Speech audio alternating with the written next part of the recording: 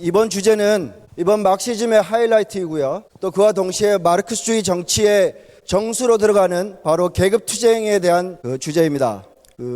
이 오늘날의 국제 계급투쟁에 대해서 연설을 해줄 알렉스 동지에 대한 소개를 그동안 많이 했기 때문에 제 개인적으로 가장 좋아하는 소개를 하도록 하겠습니다. 사실 다른 무엇보다도 알렉스 동지는 실천가이자 혁명가입니다. 그리고 그가 가장 주목하고 관심을 갖는 주제가 바로 이 오늘날 국제 계급투쟁을 상태를 어떻게 판단할 것이며 이 속에서 과연 노동자 운동과 사회주의자들은 무엇을 할 것인가에 관련된 것이라고 할 수 있습니다. 그래서 더 긴 소개는 이쯤에서 마치고 바로 알렉스 동지를 모시고 오늘날 국제 계급투쟁 연설을 들어보도록 하겠습니다.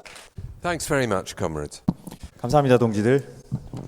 It's now, as I think I've pointed out in an earlier session, exactly 7 years since the global economic and financial crisis began in August 2007.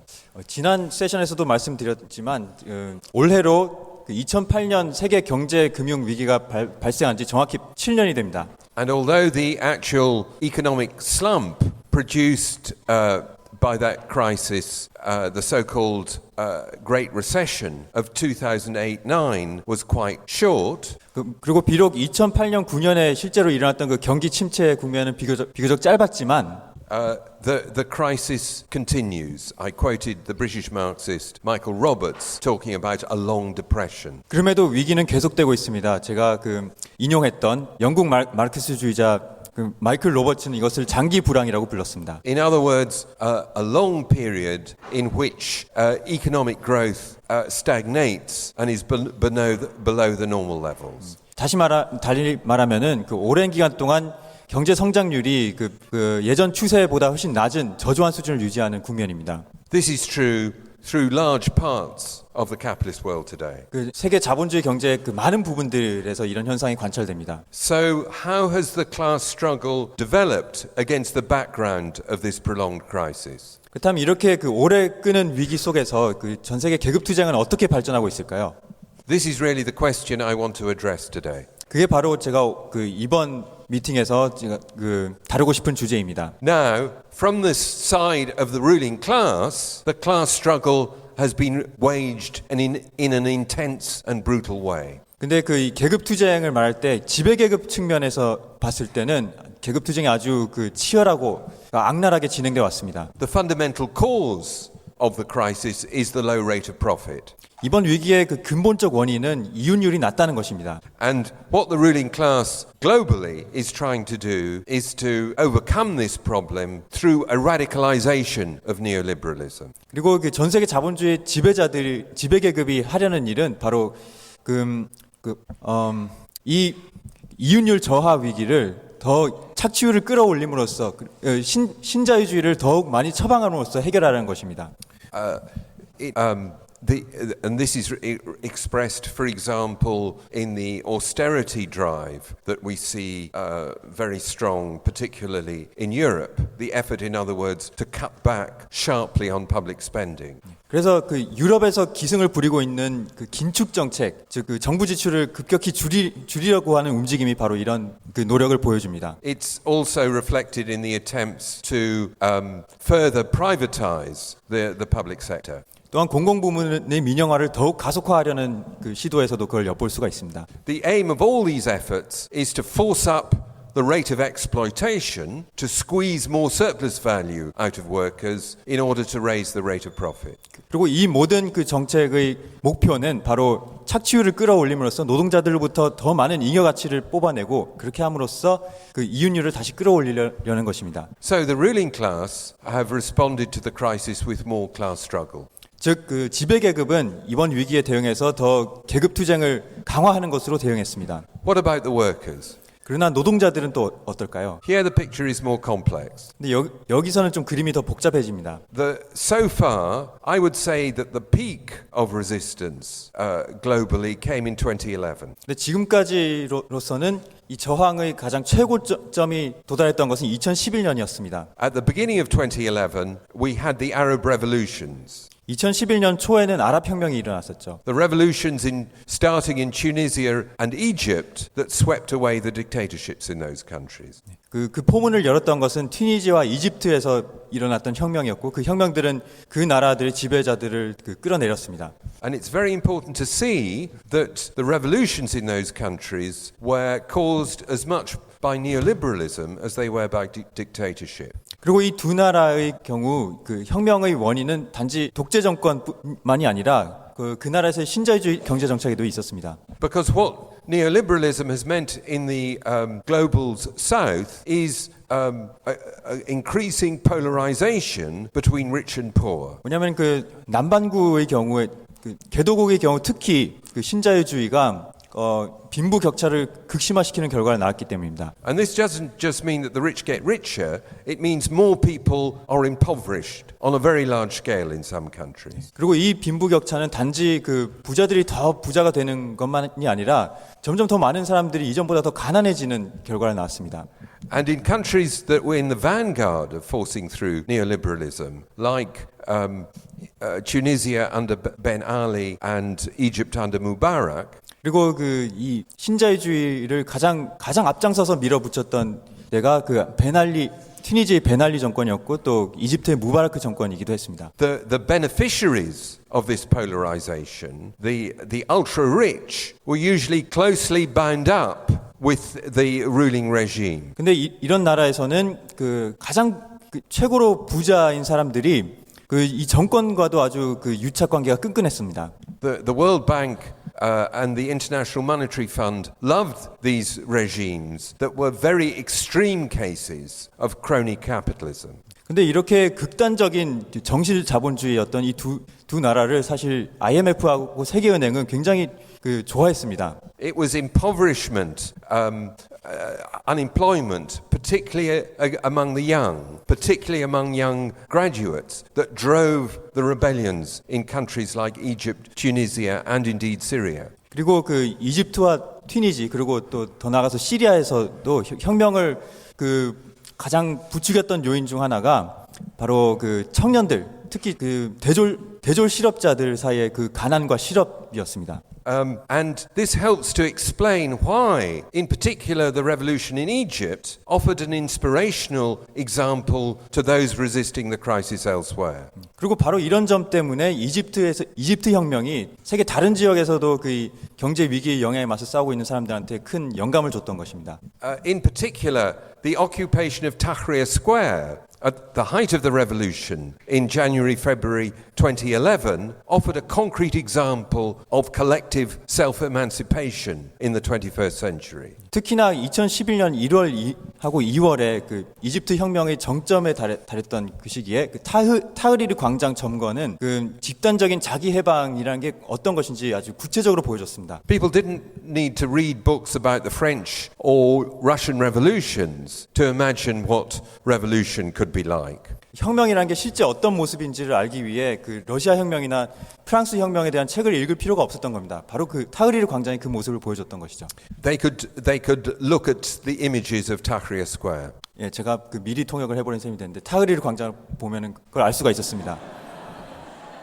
And as a result of that, you get a wave of imitations in the advanced capitalist countries. 네, 그걸 보고 그 선진국에서도 그런 타흐리르 광장을 모방한 운동들이 등장했습니다. You have the 15th of May movement in the Spanish state. 그 스페인에서 그 5월 15일 운동이 등장했고요. Huge numbers of people occupying squares in the main cities of the Spanish state.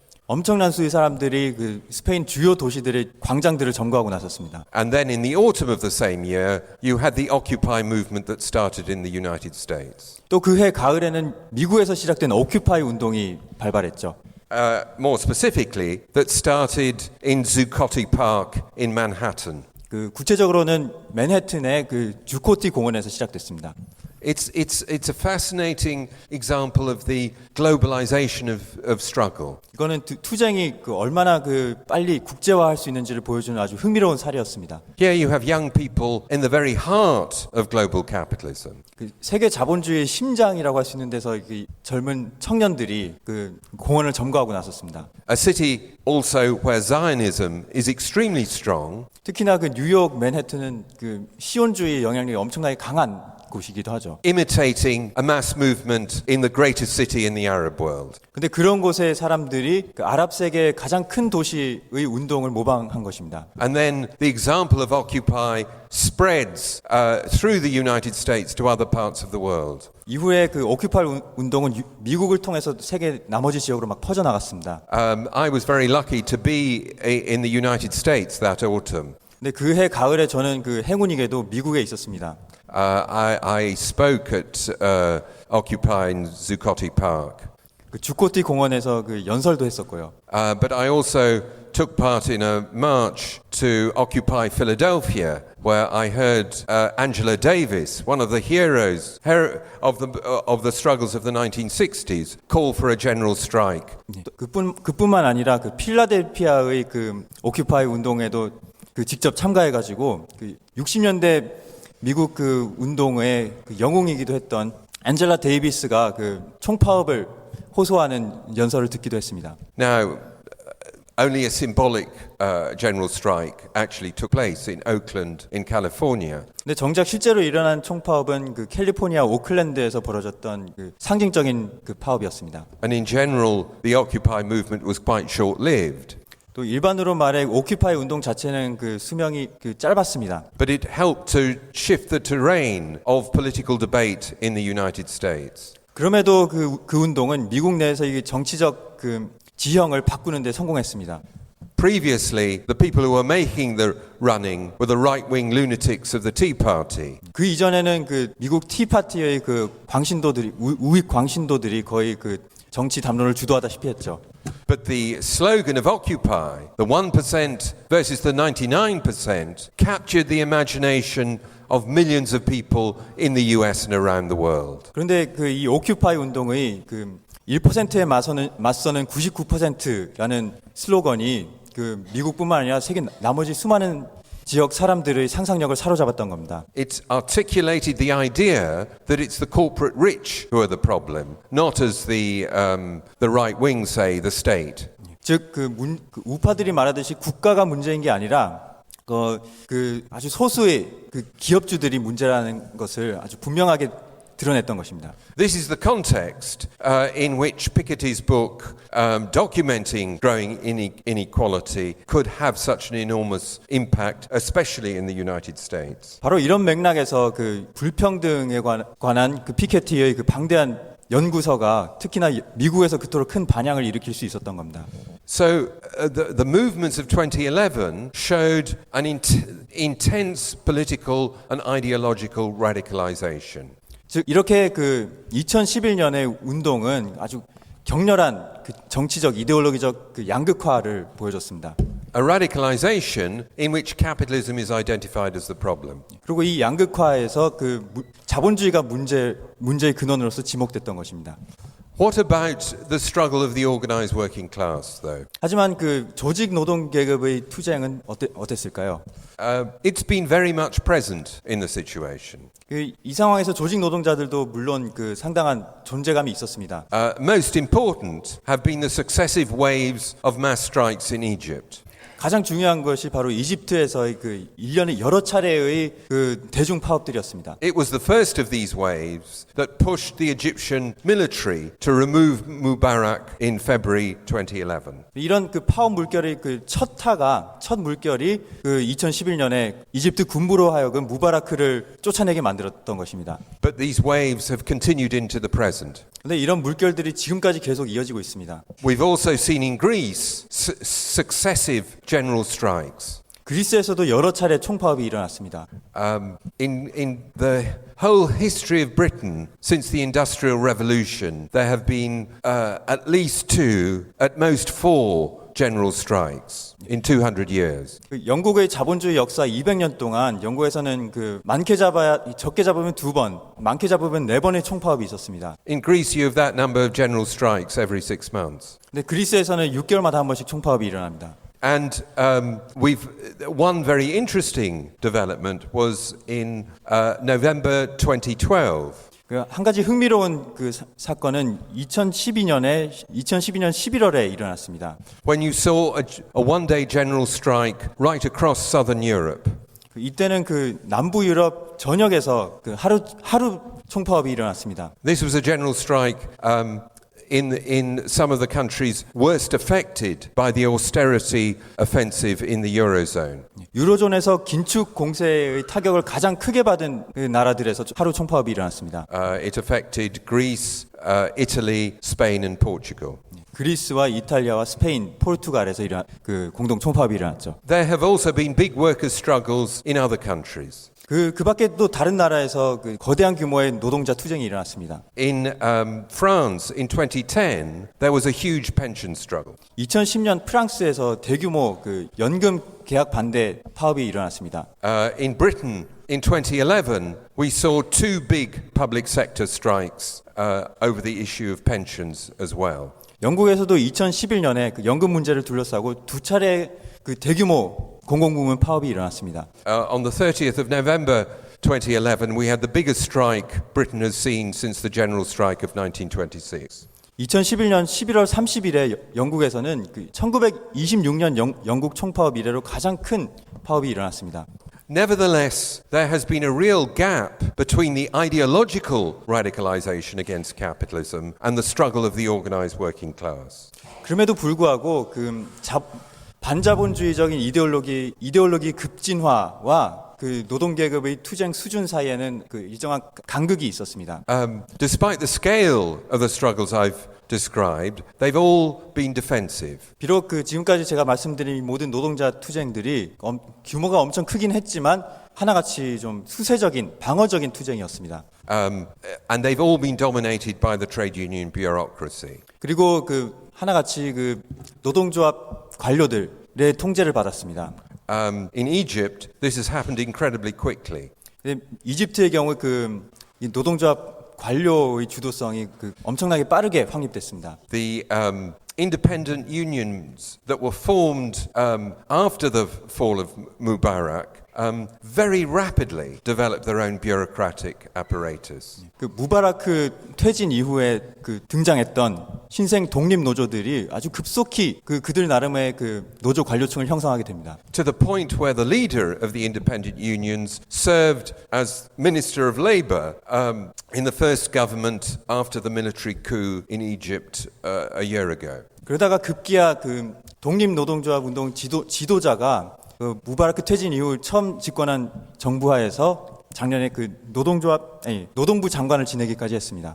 And this pattern is quite different from what we saw during the last Great Depression in the 1930s. 근데 이런 패턴은 그 지난번에 도래했던 거대한 경제 위기, 즉 1930년대 대공황 때와는 사뭇 다른 겁니다. In the United States, between 1934 and 36, we see a wave of semi-insurrectionary mass strikes that begin to unionize the basic industries in the United States. 그 1934년에서 36년 사이 미국에서는 그 미국의 주요 산업들인 조직화가 시작됐던 계기가 된 아주 그 반란에 가까운 그런 노동자들의 대중파업들이 일어납니다. For example, in Minneapolis in 1934, you had a mass strike by truck drivers led by Trotskyists that began the unionization of a key industry. 예를 들어서 그 미니애폴리스에서는 1934년에 그 트로츠키주의자들이 주도하는 트럭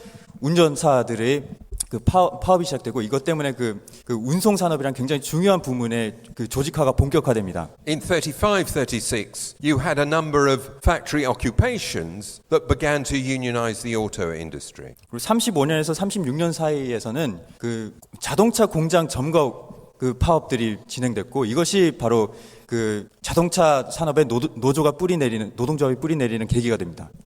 In France in 1934, you had mass demonstrations against the threat of a fascist takeover. 1934년 프랑스에서는 그 파시즘이 그 득세하는 것에 그 위험에 맞선 그 거대한 노동자들의 반란과 투쟁이 일어났습니다. This laid the basis in 1936 for a wave of mass strikes and factory occupations that won workers' basic reforms. 그리고 이런 노동자 운동을 발판으로 36년에 가서는 그 노동자들이 거대한 대중 파업과 공장 점거를 벌이고 이를 통해서 그 노동자들의 요구를 어느 정도 대변하는 정부가 등장하게 됩니다. These were real offensive workers' struggles. 이런 투쟁은 그 실제로 굉장히 공세적인 노동자 투쟁이었습니다. And they were ones in which the rank and file had a significant power of initiative. 그리고 그 속에서 그 현장 노동자들이 상당한 주도력과 힘을 발휘했습니다. Whereas in the recent struggle, certainly in Europe, the bureaucracy has been in control. 반면에 그 최근의 노동자 투쟁에서는 그 적어도 유럽의 경우에는 노조 관료들이 훨씬 더 주도력을 쥐고 있었죠. This led to the sellout of the pension struggles in France and in Britain in 2010, 2011. 그 결과로 2010년과 2011년에 그 프랑스하고 영국에서는 결국 그 연금 계약에 맞선 파업을 그 지도부가 배신하게 됩니다. And the result has been a certain number of quite negative political effects. 그 결과로 또 그 아주 부정적인 정치적 영향이 있었습니다. We see this even in the case of the most advanced struggle in Egypt. 이는 그 전 세계 노동 계급 중에서 노동자들이 가장 앞서 나가고 있는 이집트의 경우에도 마찬가지입니다. In Egypt, the struggle, although there have been these waves of mass strikes, the movement on the streets has dominated over the movement in the workplaces. 이집트에서는 비록 그 여러 차례 대중 파업이 있었음에도 불구하고 그 여전히 그 거리에서의 운동이 훨씬 더 그 존재감이 큽니다. And this led to serious mistakes. 그리고 이것 때문에 그 많은 좌파들이 그 심각한 실수를 저질렀습니다. Very brave but politically inexperienced young activists arguing that the revolutionary movement should boycott the elections in 2011 and 2012. 그래서 그 비록 아주 그 젊고 혈기 넘치지만 경험은 좀 미숙한 그런 많은 그 활동가들이 이 2011년 선거를 보이콧해야 한다는 그런 그 선거에서 기권해야 한다, 투표하지 말자 하고 주장을 했었습니다. This allowed the Muslim Brotherhood to present itself successfully as the main electoral expression of the revolution. 그 결과로 무슬림 형제단이 그 2011년 선거에서 마치 자신들이 그 이 운동을 정치적으로 대변하는 것처럼 그렇게 그 내세울 수가 있었습니다. And then when the Muslim Brotherhood in government had pursued very unpopular sectarian and neoliberal policies, 그러다가 무슬림 형제단이 집권하고 나서 그 굉장히 종파적이고 그 소수파 종교를 차별하고 또 신자유주의적인 그런 정책들을 추진했을 때 the military under General Sisi were able to put themselves at the head of the protest movement that developed. 그에 맞선 저항을 그 오히려 엉뚱하게도 그 LCC가 이끄는 군부가 주도할 수가 있었던 겁니다. This would have been much harder to achieve if the revolutionary movement had centered on the factories rather than the streets. 만약 혁명 운동이 그 거리 캠페인, 거리 시위 같은 것들이 아니라 그 작업장에서 투쟁에 좀 더 포커스를 뒀었다면은 군부가 그 이런 식으로 대중 정서를 이용하기 훨씬 더 어려웠을 겁니다. The limited and defensive character of workers' struggles has also negatively affected the development of the left. 또한 이 노동자 투쟁이 굉장히 이렇게 수세적이고 제한적이었던 것이 이 좌파의 발전에도 매우 안 좋은 영향을 미쳤습니다. Rosa Luxemburg, in her famous essay on the mass strike, shows very well the way in which mass strikes, even on specific economic demands, have a transformative political effect. 로자 룩셈부르크는 그 대중 파업론이라는 유명한 그 소책자에서 심지어 아주 고도로 거의 순수하게 경제적 요구만을 내건 대중 파업일지라도 그것이 아주 크나큰 정치적 파급력이 있다는 것을 잘 보여줬습니다.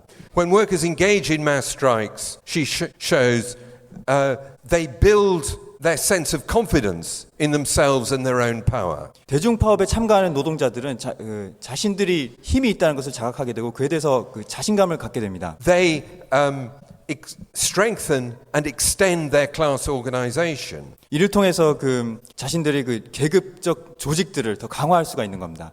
And their political consciousness becomes clearer and more advanced. 또한 그 과정에서 노동자들의 정치 의식도 더 그 발달하고 더 그 선진적으로 변합니다. This is a context in which the political left can make very powerful forward advances. 그리고 그런 환경에서 그 정치적 좌파들도 그 많이 약진을 할 수 있는 공간이 열리는 거죠. Political debates that have been going on maybe for decades can be clarified very quickly when mass strikes take place. 대중 파업이 일어날 때면은 그 이전 몇십 년 동안 그 계속 그 지지부진하게 이어져 온 정치적 논쟁들이 갑자기 그 의미가 명확해지게 됩니다. In Europe, by contrast, in the past few years, we've seen the retreat and fragmentation of the radical left. 그래서 그게 뭐냐 일이 잘 풀리면 그렇게 돼야 하는데 반대로 유럽에서는 지난 몇 년 동안 오히려 좌파들이 더 파편화되고 그 혼란에 빠지게 됐습니다. So, if we look at the initial phase of radicalization in the I hope that's the air conditioning coming on because we need it. 에어컨 맞죠? 더워지고 있었는데.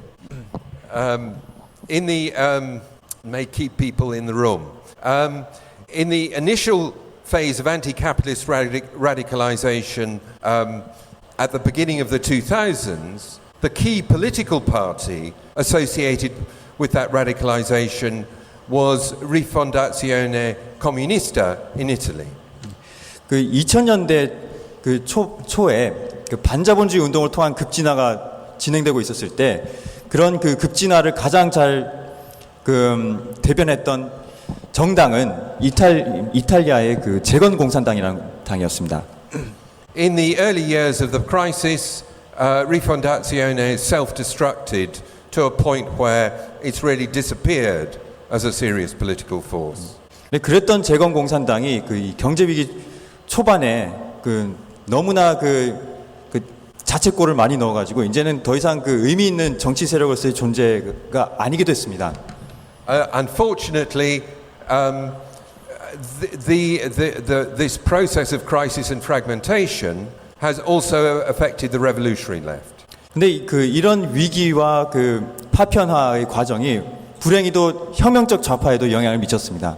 In the past few years, both the new anti-capitalist party in France and my own organization, the Socialist Workers' Party in Britain, have suffered serious crises and splits. 지난 몇 년 사이에 프랑스의 NPA하고 NPA뿐만 아니라 영국의 제가 속한 사회주의 노동자당 또한 여러 차례 분열과 위기를 겪었습니다. And the weakness of the radical left has made it easier for the radical right to exploit the crisis in Europe. 그런데 유럽에서 이렇게 급진 좌파가 취약해진 결과 극우파가 이 위기를 기회 삼아서 활개치고 다닐 수 있게 됐습니다. Of course, they've been helped in this by state racism, growing state racism directed at migrant workers in Europe. 그리고 이런 극우파들이 활개칠 수 있도록 도와줬던 요소 중 하나가 각국 정부들이 옹호하는 각국 정부들이 공식적으로 유포한 이민자들에 맞선 그런 인종차별이었습니다. But nevertheless, the radical right have been able to grow through a combination of agitation against the European Union, which is increasingly unpopular, and scapegoating migrants. 그런데 이 극우파들이 특히나 더 성장할 수 있었던 배경은 그들이 이주민들에 대한 인종차별을 반유럽연합 정서와 결합시킬 수 있었기 때문입니다. 반유럽연합에 맞선 그런 선동과 결합시켰습니다. The result is that in the European parliamentary elections in May, extreme right parties came top of the poll in both France and Britain. 그 결과로 지난 5월에 열렸던 유럽연합 의회 선거에서 프랑스와 영국 둘 다 극우파들이 1위로 득표를 했습니다. In France, the fascist Front National came first. 프랑스에서는 파시스트 세력인 국민전선이 1위를 했죠. In Britain, a party with the absurd name of the UK Independence Party. I mean, Britain is one of the oldest imperialist powers in the world, came first. 영국에서는 그 영국 독립당이라는 그 아주 이상한 이름을 가진 정당이, 왜냐하면 영국은 그 이미 100년 넘게 그 세계 최강의 제국주의 국가였는데 그런 국가가 독립 어쩌고 하는 게 참 웃기는 건데, 아무튼 그 영국 독립당이 또 1위를 했습니다. This isn't a fascist party, but it's a very right-wing party that, in particular, has increased its vote by campaigning against migrants from other parts of Europe. 근데 이 영국 독립당은 파시스트 정당은 아니지만 어쨌든 그 유럽의 다른 곳에서 그 이민 온 사람들에 대한 배척과 차별을 혐오를 조장하면서 그 득표를 한 아주 우파적인 세력입니다. Of course, there are counter trends, especially in southern Europe. 물론 이에 반대되는 추세도 있습니다. 특히나 그 남부 유럽에서 그렇죠. In the same European elections, Syriza, the coalition of the radical left, came top of the poll in Greece. 똑같은 유럽 의회 선거에서 그리스에서는 그 시리자, 즉 그 급진 좌파 연합이 1위를 했습니다. And a brand new party called Podemos, formed out of the 15th of May movement, came from nowhere in Spain to win 8% of the vote. 또한 스페인에서는 그 포데모스라는 그 바로 그 5월 15일 운동으로부터 그 기원한 그 급진 좌파 정당이 마치 혜성처럼 등장해가지고 8%를 득표했습니다. And I believe that this reflects the higher level of struggle in these countries. 제가 볼 때는 그 이런 결과는 스페인과 그리스 같은 데서의 투쟁 수준이 더 높은 것의 반영입니다. In Greece, because of intense class battles over the last 30 years, there is, in relative terms, the largest radical left in Europe. 그리스에서는 그 지난 몇 년만이 아니라 지난 30년 동안 계속해서 그 아주 치열한 계급 투쟁이 벌어져 왔던 덕분에 유럽에서 급진 좌파 규모가 가장 큽니다. Spain has seen very large street movements, not just in 2011, but big movements against people being driven from their homes and in support of other struggles. 이 스페인에서는 큼직한 거리 시위 운동들이 계속 벌어졌는데 단지 그 2011년만은 그랬던 게 아니라 그 사람들이 집에서 쫓겨나는 거 그 방어하는 캠페인이라든지 또는 그 밖에 다른 그 천대받는 집단들에 대한 연대 운동 이런 것들이 계속 일어났습니다. And if we look in other parts of the world, the picture is different. 그 또한 그 세계 다른 지역, 유럽이 아닌 다른 지역을 보더라도 그 조금 다른 그림들이 나타납니다. The most important example is South Africa. 그 남아공이 그 중에서 가장 중요한 사례라고 할 수 있습니다. This month we'll be remembering the second anniversary of the massacre of striking miners in Marikana in the northwest of South Africa. 그 이번 달에는 그 남아공 그 서북부의 그 마리카나 광원 노동자들이 파업하다가 그 학살당했던 그 사건 그 2주년을 기념하게 되는 날이 있습니다. The Marikana massacre struck South African politics like a bolt of lightning. 그 마리카나 학살은 남아공 정치에서 아주 그 엄청난 해폭당급 사건이었습니다. Since the end of apartheid, the South African organized working class has strongly supported the ANC government. 아파르테이트 정권 종식 이후로 그 남아공 노동자들은 ANC 정부를 강력하게 지지해 왔습니다. A government that has implemented neoliberal policies that favor the rich. 이 ANC 정부는 그 부자들에게 유리한 신자유주의 정책을 그 추진해 왔음에도 불구하고 그런 지지를 누렸던 것입니다. But this situation has led to the corruption of parts of the workers' movement. 그런데 그 이 과정에서 그 노동자 운동 일부가 그 아주 부패하게 됐습니다. This is particularly true in the mining industry, which is still the key industry in South Africa. 그리고 이 점은 특히 아직까지도 남아공에서 가장 중요한 산업인 그 광물 산업에서 더욱 그랬습니다. Essentially, the leadership of the miners' union, NUM, were bought off by the corporations. 처음에는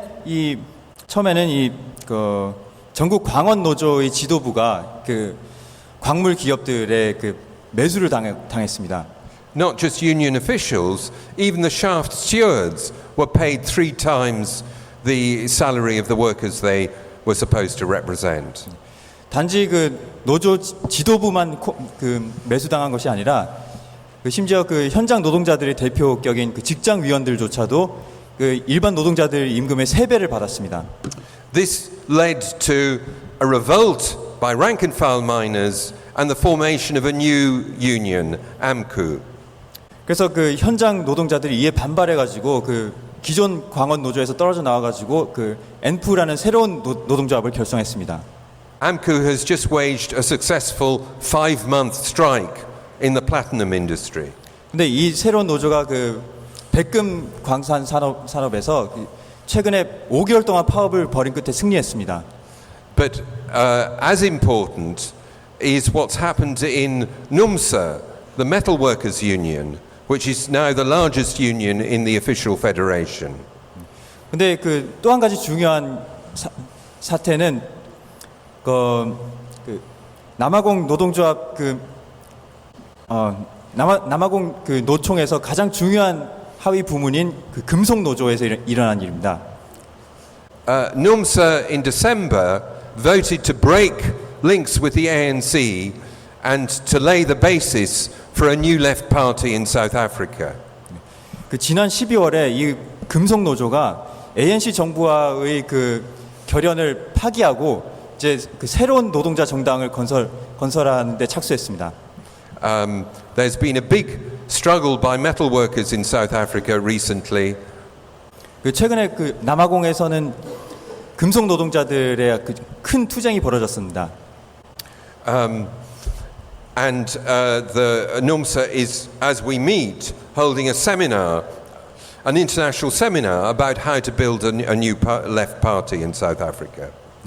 그리고 그 바로 지금 이 순간에도 그 남아공 금속 노조는 그 남아공에서 새로운 좌파 정당을 건설하는 문제를 놓고 지금 세미나를 열고 있습니다. And we can see the renewal of the workers' movement elsewhere.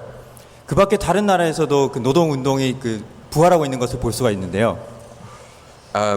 It's clear, for example, here in South Korea, the rail workers' strike marked a turning point. 그 한국의 경우에도 그 철도 파업이 그 새로운 전환점을 불러왔다는 것이 분명해 보입니다.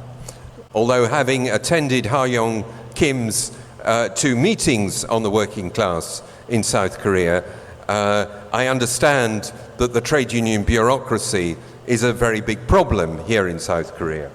물론 그 제가 김하영 동지의 그 2차례 강연을 들어보건대 한국에서도 그 노조 관료의 문제가 심각하다는 것을 알 수 있기는 하지만 말이죠. Why has the revival of workers' struggle been so difficult in Europe? 근데 유럽에서는 왜 그 이렇게 노동 계급 투쟁의 부활이 그토록 그 힘이 들었을까? Partly because the trade union bureaucracy is older and more entrenched in Europe than anywhere else in the world. 그에 대한 부분적인 답은 아마도 그 노동조합 관료가 다른 어떤 지역보다도 유럽에서 가장 역사가 오래되고 가장 그 노동 계급의 뿌리 깊게 그 기반을 두고 있기 때문일 것입니다. The KCTU trade union bureaucracy here is what 20 or 25 years old. 반면에 한국의 그 민주노총 관료들은 한 20년 내지 25년 정도의 역사밖에 없을 겁니다. In Britain, the trade union bureaucracy is 150 years old. 영국의 노조 관료는 150년의 역사를 자랑하죠. And sometimes it seems as if the trade union leaders themselves are literally 150 years old. 때로는 그 노동조합 지도자들 자신들이 그 실제로 한 150살쯤 먹은 것처럼 보이기도 합니다. But also the crisis hit in Europe, and this is also true in the United States, after 30 years of neoliberalism.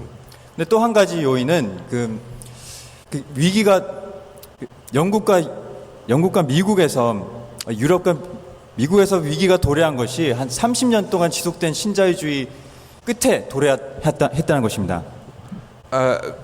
And neoliberalism significantly weakened the organized working class all over the world. 그리고 이 신자유주의가 전 세계에서 조직 노동 계급을 상당히 약화시켰습니다. So in Britain at the minute, we're marking the 30th anniversary of the Great Miners' Strike of 1984-85. 그 현재 영국에서는 1984년 5년의 그 거대한 광원 노조 파업 30주년을 지금 기리고 있습니다. This was a fantastic, heroic workers' struggle that went on for a year. 이 광원 노조 파업은 1년 동안 지속된 엄청나게 크고 영웅적인 투쟁이었습니다. But ultimately it was defeated by the government of Margaret Thatcher. 그러나 결국은 마가렛 대처 정부에 패배하고 말았죠. When Thatcher died last year, there were celebrations all over the mining communities in Britain. 작년에 대처가 죽었을 때 그 영국의 그 광산촌에서는 각지에서 그 엄청난 환호 분위기가 있었습니다. Maybe there'll be similar celebrations all over South Korea when your present president leaves the stage. 아마 한국에서도 박근혜가 쫓겨난다면은 그런 축제 분위기가 재현되지 않을까 싶은데요. But in the wake of that defeat, a vicious cycle set in, not just in Britain, but in other parts of advanced capitalism. 근데 이 광원 노조 파업이 패배하고 나서 어떤 악순환이 영국에서 정착되기 시작했는데 이건 영국뿐만 아니라 다른 선진국에서도 이런 악순환들이 되풀이됐습니다. The effect of defeat was not to destroy the trade unions. 이 패배의 결과로 노동조합 자체가 파괴되지는 않았습니다. It was to increase the power of the trade union bureaucracy compared to the rank and file. 더 중요한 효과는 그 현장 노동자들에 비해서 이 노동조합 지도자들, 관료들의 힘이 더 강화됐다는 겁니다. And the stronger the bureaucracy, the easier it is for them to sell out. 그리고 노동조합 관료들의 힘이 더 강할수록 그들이 투쟁을 배신하기도 더 쉬워집니다. And each successive defeat further strengthens the power of the bureaucracy and demoralizes the rank and file. 그래서 그 관료들이 투쟁을 배신해서 파업이 패배로 끝나면은 그건 또다시 그 조합원들 사기 조화를 낳고 그렇게 해서 관료들의 힘이 더 강해지는 이런 악순환을 낳습니다. But history isn't destiny. 그러나 그 역사가 정해져 있는 건 아니죠. We believe it's possible to break out of this vicious cycle. 우리는 이런 악순환에서 벗어날 수 있는 길이 있다고 생각합니다. The pension strikes in 2011, which were very much driven by left unions, in which the SWP has an influence, offered an opportunity to do this. 그리고 그 2011년에 그 연금 계약을 반대하는 공공부문 파업도 그런 희망을 보여줬습니다. 그 파업을 주도한 것은 SWP가 상당한 영향력을 갖고 있는 좌파 노동조합들이었는데 이때 이런 악순환에서 벗어날 수 있는 기회가 존재했습니다. Unfortunately, we were too successful. 근데 불행히도 우리 성공이 너무 지나쳤던 것이 문제였습니다. Through the action of the smaller unions in which we had an influence, the biggest unions of all were drawn into the struggle. 우리가 좌파 노동조합들의 영향력이 있었던 덕분에 그 좌파 노동조합들이 그 파업을 하도록 부추길 수 있었는데, 근데 그게 더 대형 노조들한테 대형 노조들도 거기에 압력을 받아서 거기에 동참하게 됩니다. But then they were too powerful for us to stop when they decided to sell the struggle out. 근데 일단 이렇게 덩치 큰 노조들이 합류하게 되자 그 안에서 큰 대형 노조들의 힘이 너무 막강했던 것입니다. 그래서 결국 대형 노조 지도자들이 파업을 접으려고 했을 때 우리는 그걸 막을 힘이 없었던 것이죠. But maybe a new opportunity is developing to break out of the cycle. 그러나 이런 악순환에서 벗어날 수 있는 새로운 기회들이 속속 다가오고 있습니다. A month ago, there was a big strike by over 1 million public sector workers in Britain over pay. 지난달에만 해도 임금 문제를 둘러싸고 영국의 노동자 100만 명 이상이 파업을 벌였습니다. there'll be another of these strikes in October. 다가올 10월에도 그런 파업이 일어날 겁니다. We must do our best to take advantage of these opportunities. 그리고 이런 기회에서 그 최대한 그 악순환의 고리를 깰 수 있도록 노력을 기울여야겠죠. And the broader ideological radicalization continues. 또한 그 더 넓게 봤을 때 그 전 사회적인 이데올로기적 급진화도 계속되고 있습니다. I'm very proud to say that yesterday in London over 150,000 people demonstrated in solidarity with Gaza. 제가 이 자리에서 아주 자랑스럽게 말씀드리고 싶은 거는 바로 어제 런던에서 150만 명, 아니 죄송합니다. 15만 명이 그 가자에 연대하는 시위를 벌였습니다.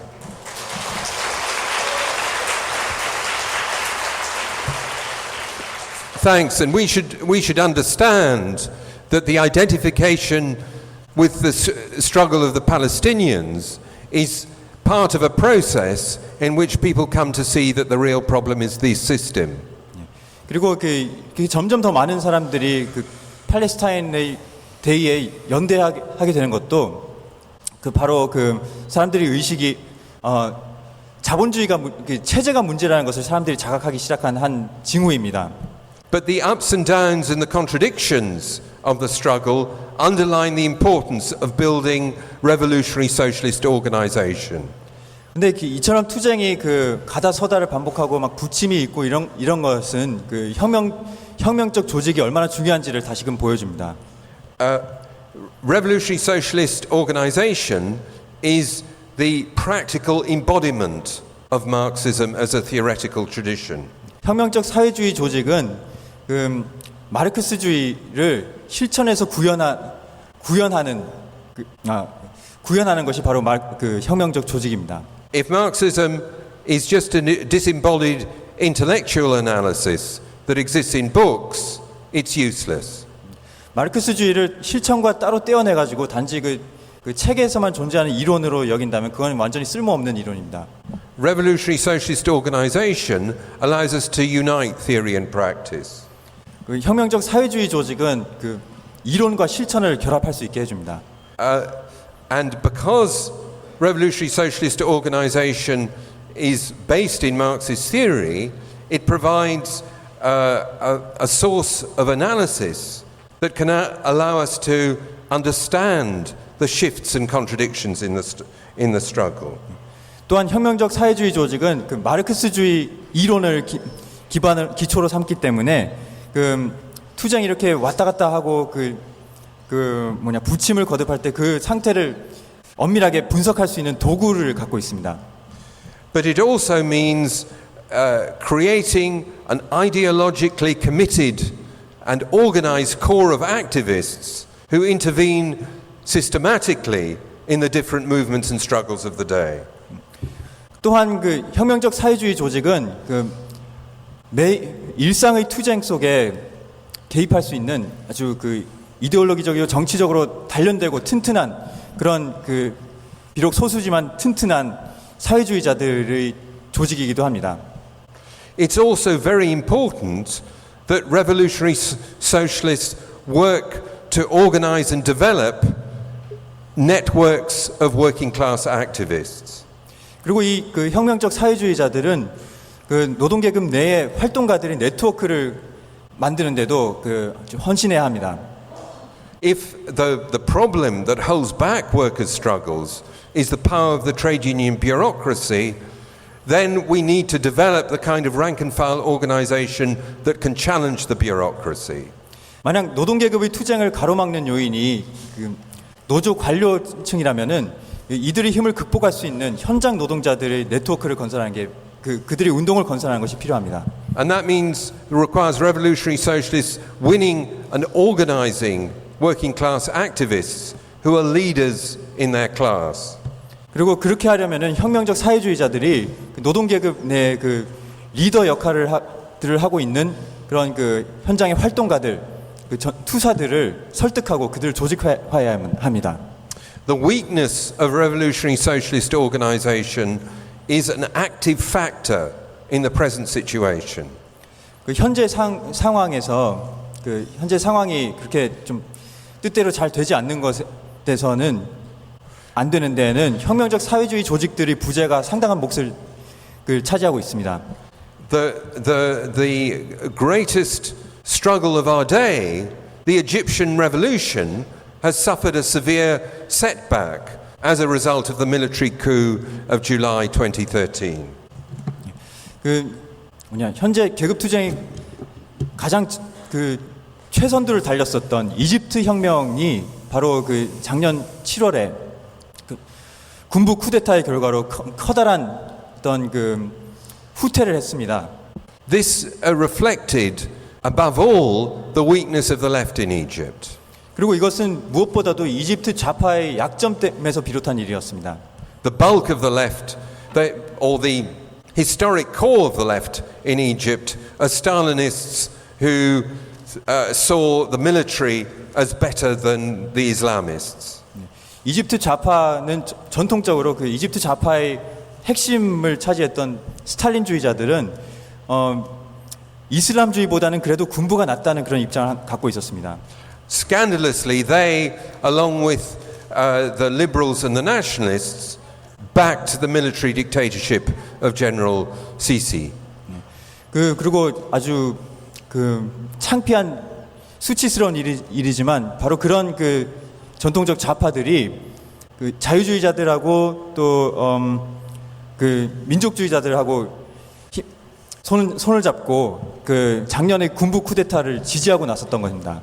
The revolutionary socialists, who have the same kind of politics as Workers' Solidarity and the SWP, have performed wonders. 한국의 노동자 연대하고 또 영국의 사회주의 노동자당과 같은 정치적 입장을 공유하는 이집트의 혁명적 사회주의자들이라는 단체는 이 이집트 혁명 과정에서 거의 초인적인 활약을 벌였습니다. But they simply weren't strong enough to counteract the influence of these much larger and more entrenched forces. 그런데 이들조차도 이처럼 훨씬 더 이집트에 더 규모 있고 기반이 있는 더 큰 좌파들의 영향력에 맞서 극복할 수가 없었던 겁니다. This means we need to redouble our efforts to build revolutionary socialist organization that can shape the struggles of the future. 그렇기 때문에 우리는 앞으로 다가올 투쟁들에 영향을 미칠 수 있는 혁명적 사회주의 조직들의 역량을 강화하는데 더 가열차게 노력을 쏟아부어야 할 겁니다. So if there are people in this hall who are misguided enough not already to be members of Workers' Solidarity, 그래서 만약 여기 계신 분 중에 아직까지도 노동자 연대에 가입을 하지 않으신 분이 혹시라도 계신다면 please correct this mistake as quickly as possible and join us. 그 오류를 최대한 빨리 수정하시고 지금 가입하시기 바랍니다. 자, 알렉스 동지를 모시고 이 정리 발언을 듣도록 하겠습니다. Okay, before anything else, I want to thank, in a heartfelt way, Kyle here, who's been translating for me, not just in meetings, but in other contexts, and must be dying of exhaustion now. 먼저 답변을 드리기 전에 저를 단지 제 강연만을 통역한 게 아니라 다른 여러 가지 일로 통역을 맡아주신 천경록 동지께 진심을 다해 감사의 인사를 드립니다.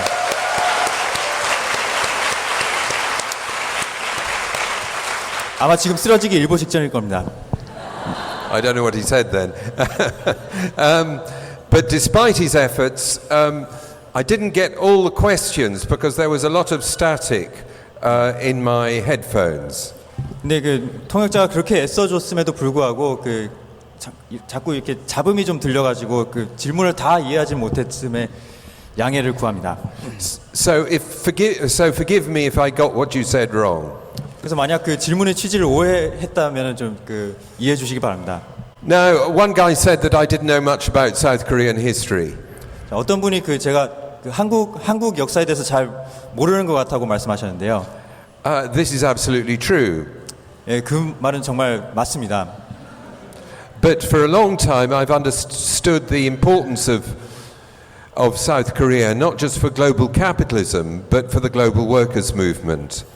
하지만 저는 오랫동안 세계 자본주의에서 남한이 얼마나 중요한지뿐만 아니라 그 세계 노동 운동에서 남한이 얼마나 중요한지를 항상 그 염두에 두고 있었습니다.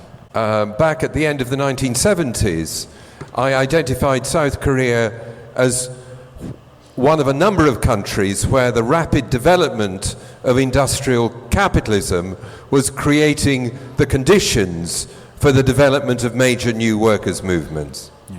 1970년대 말쯤에 저는 그 세계 여러 그 개도국 중에서 그 자본주의가 앞으로 급속히 발달하면서 그 새로운 노동 운동이 부상할 유력한 지역으로 남한을 꼽았었습니다.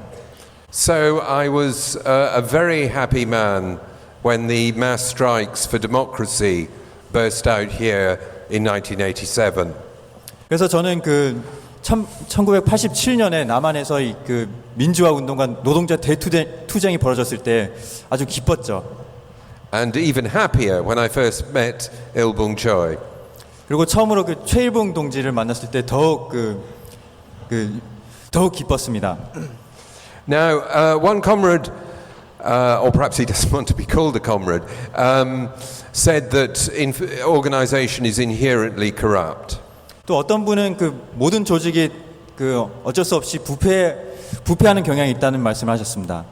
And this seemed to be because people have inherently different interests that can't be resolved.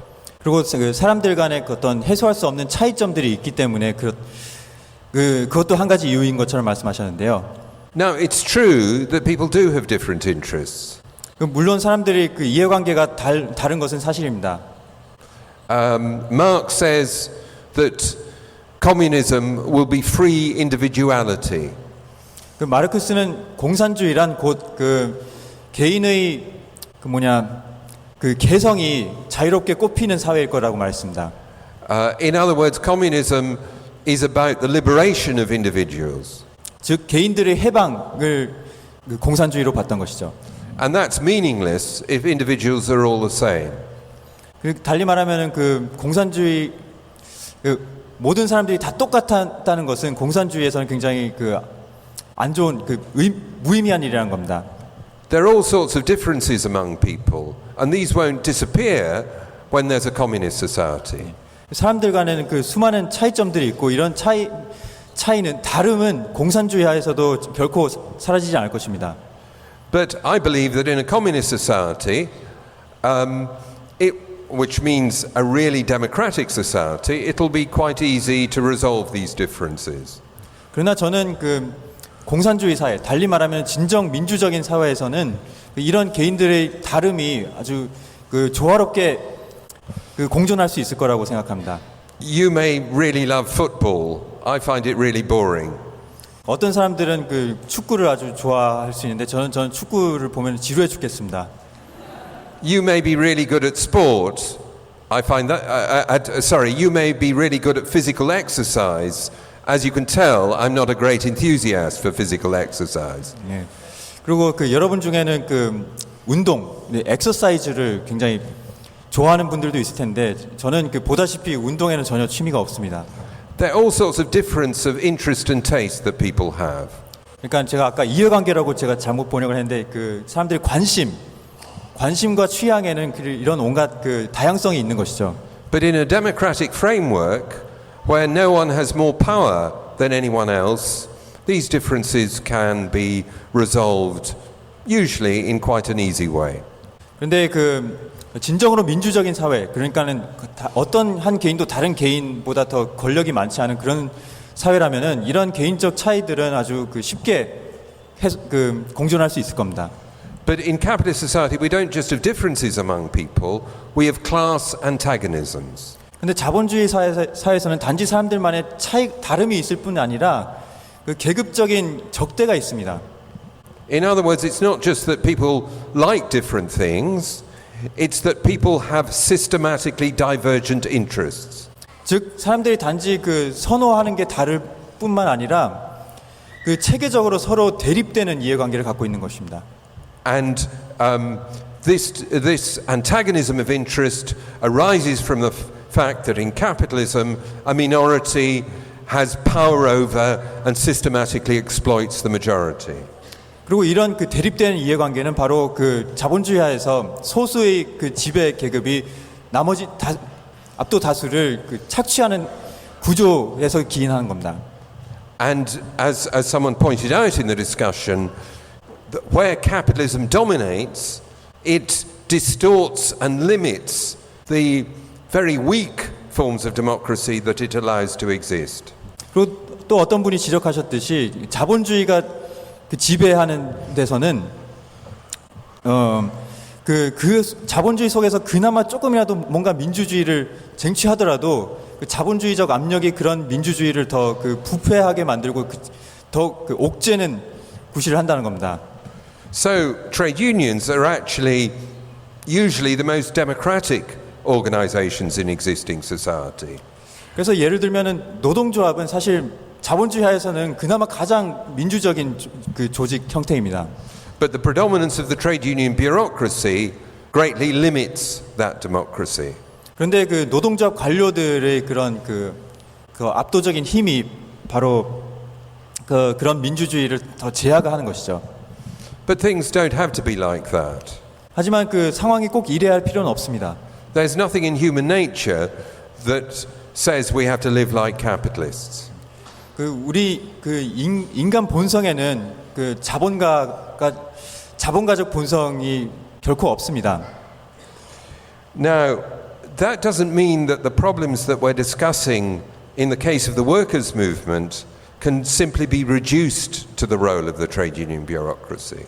물론 그 제가 이렇게 말한다고 해가지고 노동자 운동의 모든 문제가 결국은 노동자 관료 때문이야라는 건 아닙니다. There's a very interesting interview that Trotsky gave in the late 1930s. 1930년대 말쯤에 그 트로츠키가 했던 아주 흥미로운 인터뷰가 있습니다. It's one of a series of interviews he gave to C.L.R. James, the great West Indian Marxist.